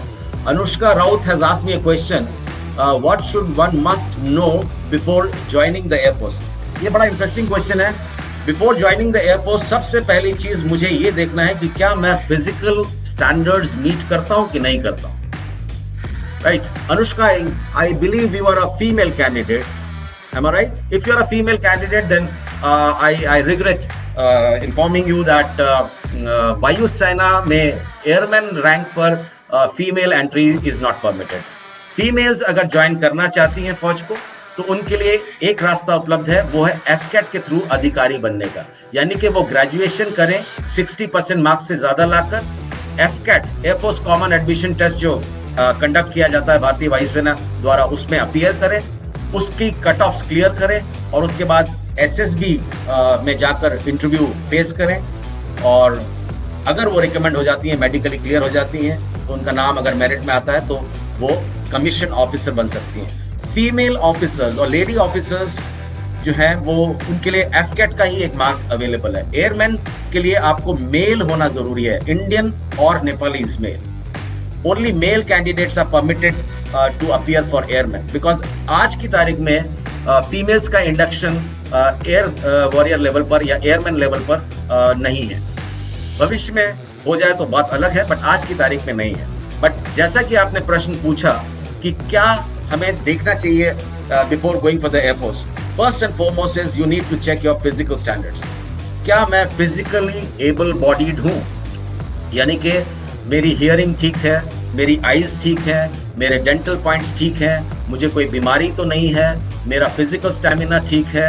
ये सब चीजें आपको बहुत ध्यान में रखनी होगी। अगर आप इन चीजों का ध्यान रखते हैं तो आपके लिए बेहतर होगा, बिकॉज एट लेटर स्टेजेस आपको एम्बैरेसमेंट नहीं होगी। अगला क्वेश्चन मैं देख रहा हूं, Shuli Dey, sir can people join air force after their graduation? Very much. After graduation, as I said, there are 2 options available with you. After graduation, if you want to join as an officer, then you have to appear for CDS written examination if you are meeting the other eligibility criteria. It means आप age bracket में सही बैठ रहे हो, आप physical standards आपके ठीक हैं, तो आप CDS का एग्जाम देकर SSB जा सकते हैं और भारतीय वायुसेना को एक ऑफिसर के रूप में फ्लाइंग ब्रांच में ज्वाइन कर सकते हैं। दूसरा ऑप्शन आपके पास अवेलेबल है थ्रू एफकैट एंट्री, बट उसके लिए एलिजिबिलिटी क्राइटेरिया ये है कि आपके मार्क्स टोटल 60% से ज्यादा होने चाहिए ग्रेजुएशन, तब आप एफकैट एग्जाम में अपीयर हो सकते हैं। और एफकैट एग्जामिनेशन की कट ऑफ अगर आप क्लियर कर पा रहे हैं तो फिर उसके बाद आपको एसएसबी की इंटरव्यू के लिए बुलाया जाएगा, जहां आपको 5 दिन रोककर आपकी एसएसबी इंटरव्यू होगी। उसके बाद अगर आप वहां पर रिकमेंड हो जाते हैं, वहां पर पास हो जाते हैं, तो आपको मेडिकल्स के लिए भेजा जाएगा। और जो बच्चे मेडिकल्स क्लियर कर लेंगे उनको फिर मेरिट लिस्ट आने का वेट करना होगा। और जब मेरिट लिस्ट आएगी तो मेरिट लिस्ट में उतने ही वैकेंसीज के अगेंस्ट जो नाम होंगे वो दिए जाएंगे। और अगर आपका नाम मेरिट लिस्ट में आता है तो आप एज एन ऑफिसर एयरफोर्स को ज्वाइन कर सकते हैं। Now Nikita Jangid is asking me a question. Sir, what is the criteria for a fighter pilot in Indian Air Force? Fighter pilot के लिए इंडियन एयरफोर्स में जो क्राइटेरिया है, वो जब भी एडवर्टीजमेंट आती है उसमें क्लियरली मेंशन होता है कि आप 23 इयर्स से ज्यादा की एज के नहीं होने चाहिए on the day of joining the training academy. At the same time 12th में आपने फिजिक्स और मैथ्स पढ़ी होनी चाहिए, और दोनों में फिजिक्स और मैथ्स में आपके 60% से मार्क्स अधिक होने चाहिए। तो ये जो फिजिक्स और मैथ्स का क्राइटेरिया है और ये जो एज का क्राइटेरिया है, ये बड़ा इंपॉर्टेंट क्राइटेरिया है। तो ये criteria time to time vary होता रहता है। कई बार ऐसा भी हुआ है कि एक एंट्री में ये हुआ था कि बीटेक ही हो तभी वो उसको फ्लाइंग ब्रांच में इंडक्ट किया जाएगा, but as of now the criteria is that कि आपके 12th में फिजिक्स और मैथ्स में 60% मार्क्स से ऊपर होने चाहिए, और आप on the day of joining the training academy आपकी उम्र 23 साल से कम होनी चाहिए। Shuli Day is also asked, how can people train themselves to improve their adaptability to get selected? See, adaptability is a very, very important quality. What is adaptability? Let me explain it to you. Adaptability is the ability of an individual to mix around with others in a satisfactory manner. यानी कि आप introvert किस्म के आदमी नहीं होने चाहिए, कूक बंदूक किस्म के आदमी नहीं होने चाहिए, आप एक बहुत ज्यादा रिजर्व और slow mixer kind of person नहीं होने चाहिए, आप एक स्पॉन्टेनियस पर्सन होने चाहिए जो किसी भी टेरेन में, किसी भी सोशल सेटअप में, किसी भी एनवायरनमेंट में जाकर घुल मिल सके। आपकी जो बायसेस हैं वो नहीं होने चाहिए, आपके स्ट्रॉन्ग लाइक्स एंड डिसलाइक्स नहीं होने चाहिए। यू शुड एक्सेप्ट पीपल, आपको एक्सेप्ट करना है दूसरों की प्रेजेंस को, जैसे भी वो लोग हैं, except them the way they are and align yourself to become comfortable or adapt yourself to that environment and become comfortable in any kind of social setup. And this is an attitude. You need to think about it. You need to introspect कि क्या मैं जिस भी माहौल में जाता हूँ वहाँ कंफर्टेबल हो जाता हूँ, क्या मेरी प्रेजेंस से लोग खुश होते हैं, क्या मैं वहाँ पर अपना जो है वो एक जगह बना पाता हूँ, या फिर मैं I am very selective, I am very discriminative, I am very choosy. ऐसा तो नहीं हूँ मैं। अगर मैं ऐसा नहीं हूं तो इसका मतलब I have good social adjustment, यानी कि किसी भी प्रकार के माहौल में मैं किसी भी प्रकार की परिस्थिति में अपने आप को ढाल लेता हूं। सो ये चीज जो है ये आपको इंटरनली डेवलप करनी है। No external agency can help you to develop this. ये आपकी इनहेरेंट क्वालिटी है जो कि आपकी सोच से गवर्न होती है। तो कहीं आपको अपनी सोच में बदलाव लाना है। अगर आप ऐसे नहीं, अगर है तो बहुत अच्छी बात है। अगर कहीं आपको अपनी सोच में बदलाव लाने की आवश्यकता है तो आपको अपनी सोच में बदलाव लाना है। आपको अपने आउटलुक में, अपने नजरिए में बदलाव लाना है कि मैं किस प्रकार से लोगों को देखता हूँ, किस प्रकार से लोगों के साथ घुलता मिलता हूँ। क्या मैं स्पॉन्टेनियस हूँ, क्या मैं फ्री फ्लोइंग हूँ, क्या मैं एक्सट्रोवर्ट हूँ, क्या मैं जोवियल हूँ, क्या मेरे अंदर कुछ विट एंड ह्यूमर है, क्या मैं एप्रोप्रिएट रेलेवेंट बात करता हूँ, या हमेशा मैं टेंजेंट पे बात करता हूँ। Because if I start talking on tangent, definitely people will not be very comfortable in my presence. So this is something which I need to work upon myself. Shuli Day has also asked a question, sir, can people join Air Force after their graduation? I think I've already answered this question. This is then Nikita Jangir's question has also been answered. Shuli Day's question has also been answered. What is the criteria for fighter pilot? I've already discussed with you, 23 years of age. Then come, how can people train themselves to, ये भी हो गया है। Very good directions for IAF aspirants. Malika, thank you very much, Malika. Nikita Jangid is asking, do we need to have technical knowledge for being an officer in the Indian Air Force? No. See, if you want to be an officer in the Indian Air Force, first of all, you need to understand which branch are you applying for. If you're applying for technical branch, then definitely you need to have some technical knowledge, because you have done BTech, and after doing the BTech, you are applying for technical branch. You will be commissioned in the technical branch, and there are two technical branches in Indian Air Force. One is called Aeronautical Engineers Electronics, and one is called Aeronautical Engineers Mechanical. So जो लोग mechanical engineers हैं, या instrumentation engineer हैं, या production engineer हैं, या automobile engineer हैं, उनका इंडक्शन एयरफोर्स में एरोनॉटिकल इंजीनियर मैकेनिकल स्ट्रीम में होता है। जो इलेक्ट्रॉनिक्स इंजीनियर हैं, इंस्ट्रूमेंटेशन इंजीनियर हैं, कम्युनिकेशन इंजीनियर्स हैं, आईटी इंजीनियर्स हैं, कंप्यूटर साइंस इंजीनियर्स हैं, उन माइक्रोवेव टेक्नोलॉजी में पढ़ा हुआ है जिन्होंने, उनका इंडक्शन जो है वो एरोनॉटिकल इंजीनियर्स इलेक्ट्रॉनिक्स स्ट्रीम में होता है। तो ये जो दो ब्रांचें हैं, ये टेक्निकल ब्रांच की कैटेगरी में आती है। भारतीय वायुसेना में ऑफिसर कैडर में 3 कैटेगरीज हैं। First is fighter flying pilot. Flying pilot में जो बच्चे फ्लाइंग के लिए जाते हैं, चाहे वो हेलीकॉप्टर फ्लाइंग के लिए जाए, चाहे वो ट्रांसपोर्ट एयरक्राफ्ट फ्लाइंग के लिए जाए, चाहे वो फाइटर फ्लाइंग के लिए जाए, उसको बोला जाएगा flying branch. Second category is technical branch, जिसके अंदर मैकेनिकल स्ट्रीम और electronics stream, AEL, AEM। AE का मतलब aeronautical engineers electronics, AEM aeronautical engineers mechanical. And मैंने बता दिया कि कौन इंजीनियर्स किस कैटेगरी में फिट बैठ। उसके बाद थर्ड कैटेगरी है ground duty branches. And ground duty branches में 5 ब्रांचेस आती हैं। पहली है एडमिनिस्ट्रेशन, जिनका काम होता है पूरा स्टेशन का, पूरे सेटअप का एडमिनिस्ट्रेशन देखना। उन्हीं का काम होता है MES के साथ लाइजनिंग करना, बिल्डिंग्स, रोड्स कंस्ट्रक्शन करना, electricity, water supply look after करना, डिसिप्लिन लुक आफ्टर करना, फाइलिंग, डॉक्यूमेंटेशन पूरा मेंटेन करना, सिक्योरिटी मेंटेन करना, हेल्थ हाइजीन मेंटेन करना। ये सब जो है ये एडमिनिस्ट्रेशन ब्रांच का काम है। अब एडमिनिस्ट्रेशन ब्रांच में भी 2 सब ब्रांचेस हैं। एक है adm FC, adm fighter controller जिसको कहते हैं, और adm ATC, adm air traffic controller. So 3 भाग में एडम ब्रांच बढ़ गई। प्योर एडम, जिनका वो काम है जो मैंने अभी आपको बताया, building, roads, infrastructure, work services, security, discipline, health hygiene, sanitation, water, electrical supply. ये तो हो गया प्योर एडम। एडम FC वो ऑफिसर हैं जो रडार पर बैठते हैं और फाइटर एयरक्राफ्ट की मूवमेंट को कंट्रोल करते हैं, और कॉम्बैट में उनकी एड में जो है वो उनको गाइड करते हैं। और एडम ATC वो हो गया जो कि एयर ट्रैफिक कंट्रोल टावर्स में बैठकर एयरपोर्ट पर एयर ट्रैफिक को कंट्रोल करते हैं, राइट। जैसे कि अभी आपने सुना वो पाकिस्तान का जो एयरक्राफ्ट क्रैश हुआ था, तो ATC ने उसको कॉल दिया था कि both the runways are clear for you to land, right. So that is the role of ATC, adm ATC। इसके अलावा नेक्स्ट ब्रांच है लॉजिस्टिक्स ब्रांच, जिनका काम है procurement of equipments, procurement of stationery, procurement of computer items, procurement of any gadgets, whatever is required for any Air Force station to function satisfactorily. The procurement is done by the logistics branch. The third branch is called education branch. इनका काम है जितने भी air warriors officers हैं उनको educate करना, update करना, जो इंटरनल एग्जाम्स है, प्रमोशन एग्जाम्स हैं, वो कंडक्ट करवाना, पेपर सेट करना, लाइब्रेरीज मेंटेन करना, पूरे स्टेशन में जो है वो लेक्चर्स ऑर्गेनाइज करवाना, गेस्ट लेक्चर्स देना। ये काम एजुकेशन ब्रांच का है। इसके बाद अगली जो ग्राउंड ड्यूटी ब्रांच है वो है अकाउंट्स ब्रांच, जिनका काम है सब लेखा जोखा रखना, खर्चे का, इनकम का, तनख्वाह बांटना।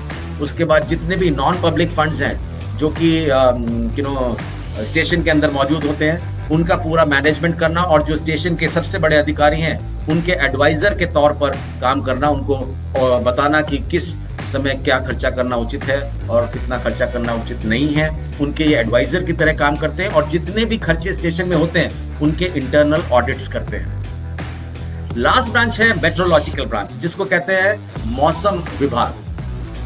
जो फ्लाइंग स्टेशंस हैं उनके अंदर एक मौसम विभाग होता है, जिसका काम होता है कि लोकल वेदर फोरकास्ट देना, और जो नियर बाई एयरफील्ड्स हैं उनके वेदर्स का फोरकास्ट देना। तो ये लोग अपने, इनके पास इक्विपमेंट होते हैं, ये सैटेलाइट इमेजरीज भी लेते हैं, ये अपने डेटास भी एनालाइज करते हैं, ये अपने ही चार्ट्स बना के प्लॉट करके ये वेदर प्रिडिक्ट करते हैं। तो this is the role of a meteorological officer. तो ये 5 ब्रांचेस जो है ये ग्राउंड ड्यूटी में आते हैं। अगर आप ग्राउंड ड्यूटी ब्रांचेस के लिए अप्लाई कर रहे हैं तो आपकी टेक्निकल नॉलेज अगर नहीं भी है तो इट इज अंडरस्टूड, क्योंकि आपने कभी वो टेक्निकल चीजें पढ़ी नहीं। बट अगर आप टेक्निकल ब्रांच के लिए जा रहे हैं तो it is expected that bare minimum knowledge you will have because you have studied these subjects. Otherwise it will reflect poorly on you कि आपने बहुत कैजुअली पढ़ाई की है, कि आपको इंजीनियरिंग की इतनी बेसिक चीजें भी नहीं पता और आपने 4 साल इंजीनियरिंग की।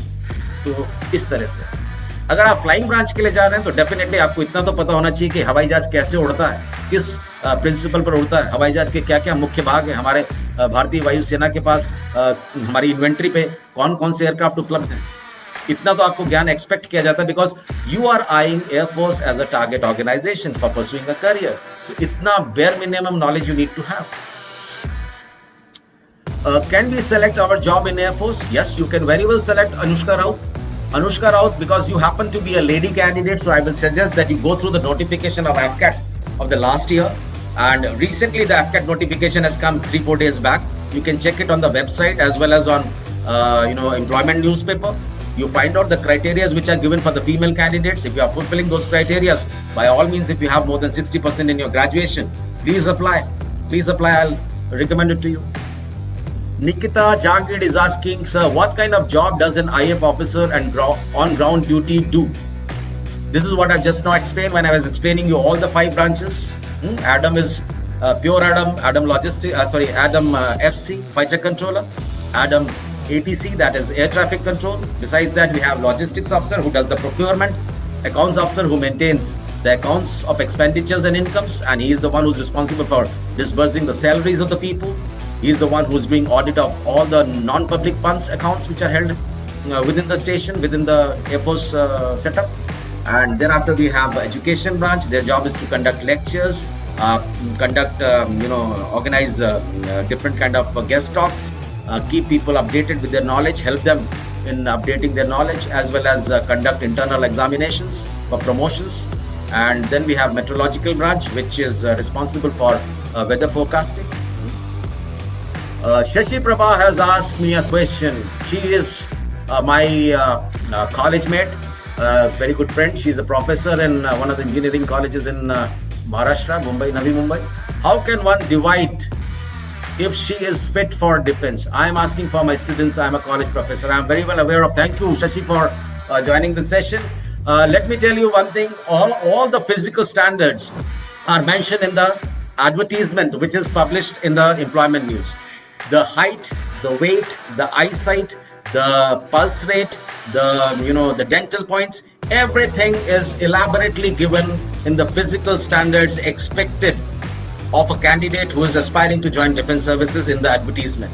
So you can pick up any of the advertisements which is already available on the Google and go through this. It will give you a clear idea what physical standards are required. Particularly, you have to be very, very specific in terms of your BMI, that is called body mass index. Your weight should be in proportion to your height, and at the same time there should not be some kind of deformity in the body. For example, you have knock knees.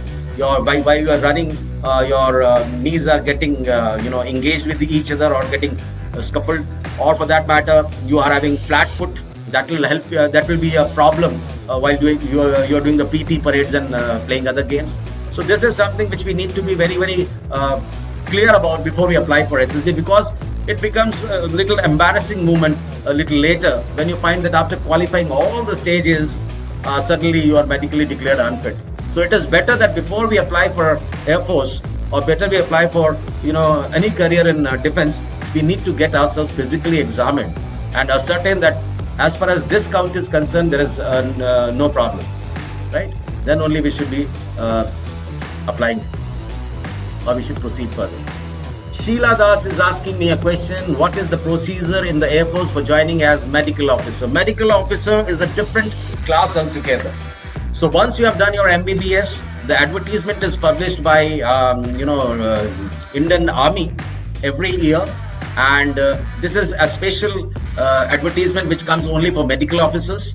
Once you apply for that, you're called for a personal interview, and there is no SSB for medical officers, right?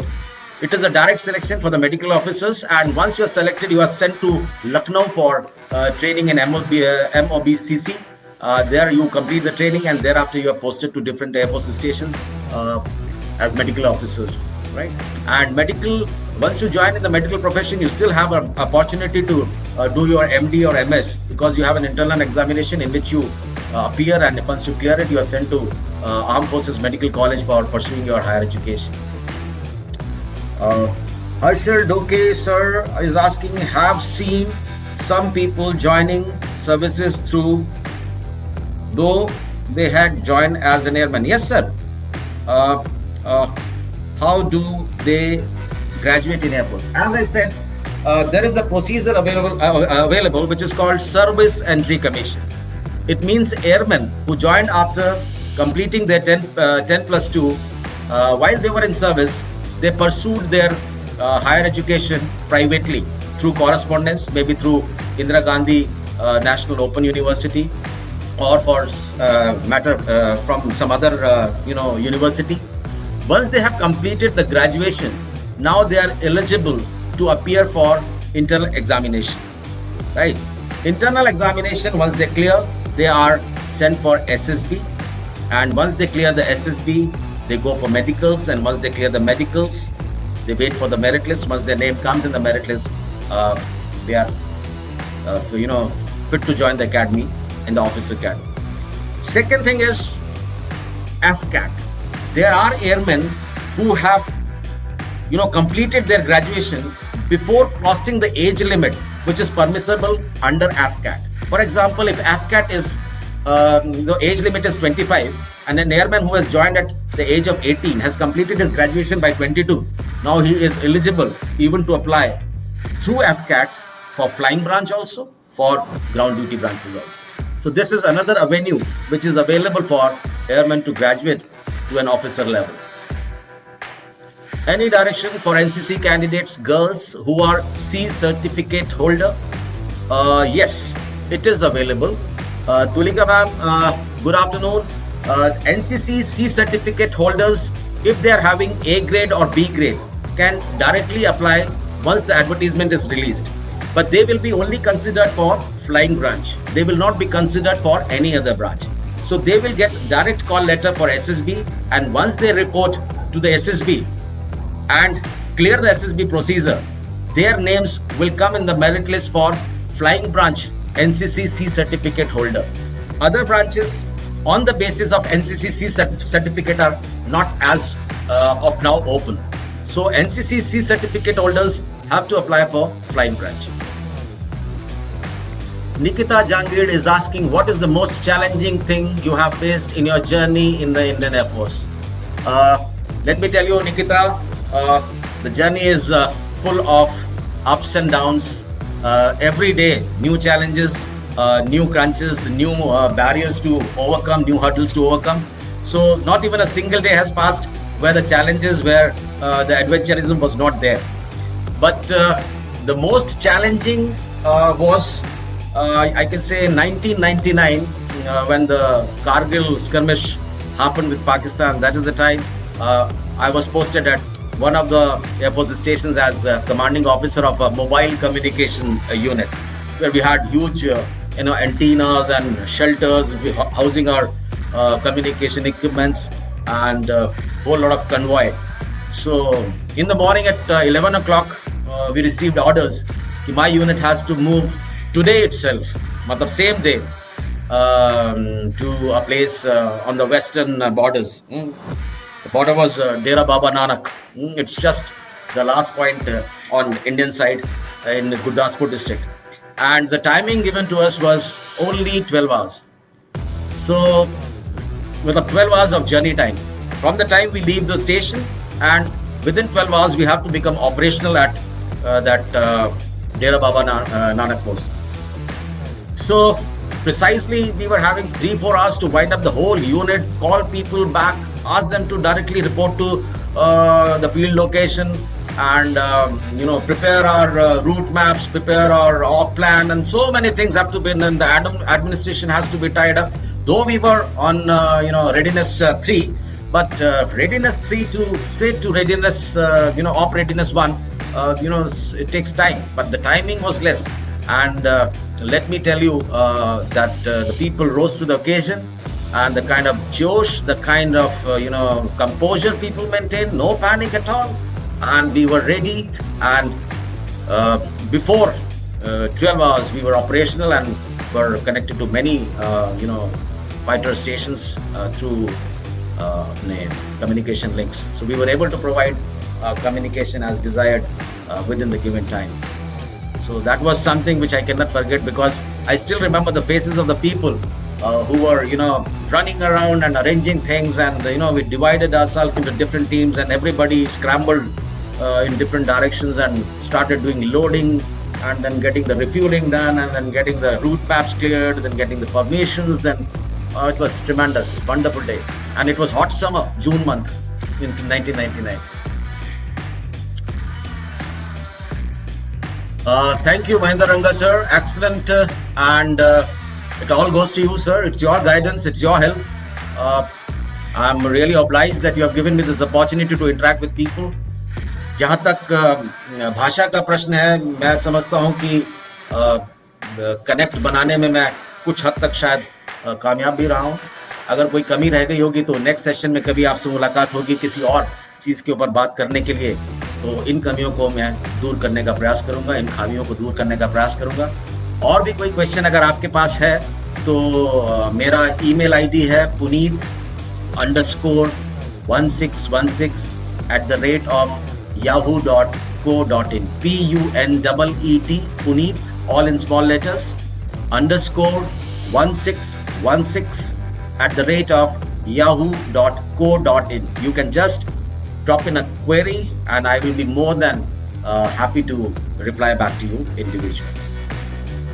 With this, I thank you all once again. Thank you, Mr. Harshal. Thank you, Mr. Mahendra Ranga. Thank you, Shashi Dream Foundation, for giving me this opportunity to interact with you all. Thank you once again. All the best. Thank you.